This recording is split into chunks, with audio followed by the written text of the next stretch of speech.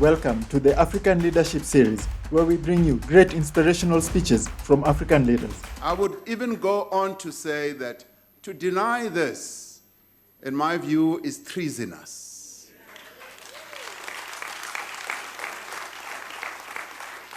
It cannot be gainsaid that apartheid was inherently a crime against humanity.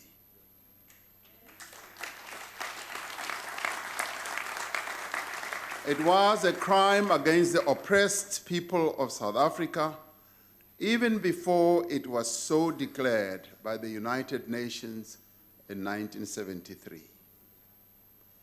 And the United Nations, the family of nations of the entire world, is made up of people from all over the world, and they could never have been hoodwinked. They could never have been deceived or influenced by anyone. They knew, as they looked at this country, that this was a country where a great crime was being committed to the majority of against the majority of the people of South Africa. So apartheid was so immoral in its conception and so devastating in its execution that there is no South African living today who is not touched by its legacy. Our responsibility, therefore, as the public representatives who are gathered in this house, as the public servants of our people, as leaders, as citizens, is to be resolutely committed to build a society that stands as the antithesis of the humanity of our past. It is our responsibility to build a genuinely non-racial society in which all South Africans have an equal claim to rights, to citizenship, and to the wealth of this beautiful land. For us, non-racialism is not the product of our negotiated transition. It is a fundamental and immutable principle that defines the character of our democratic nation.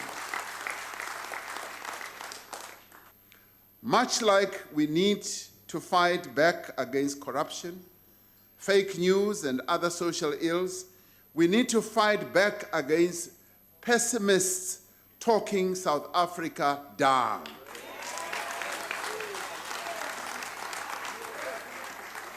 Now, every time this type of pessimism raises its head, we must respond. Citing several success stories, he says, "These are not the stories that make it onto Facebook or Twitter, because sharing good news is not algorithm friendly.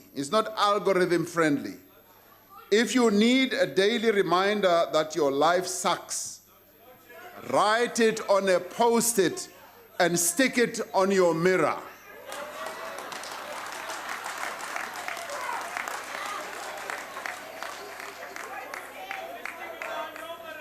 We have to push back, he continues.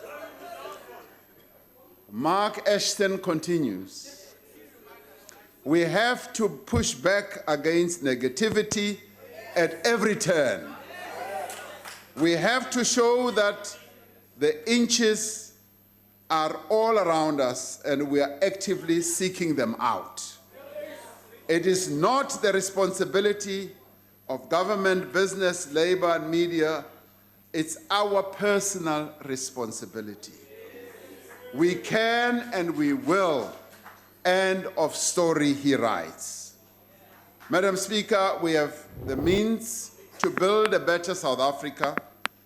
We have the resources, we have the capabilities, we have the people. We have the will and we have the determination.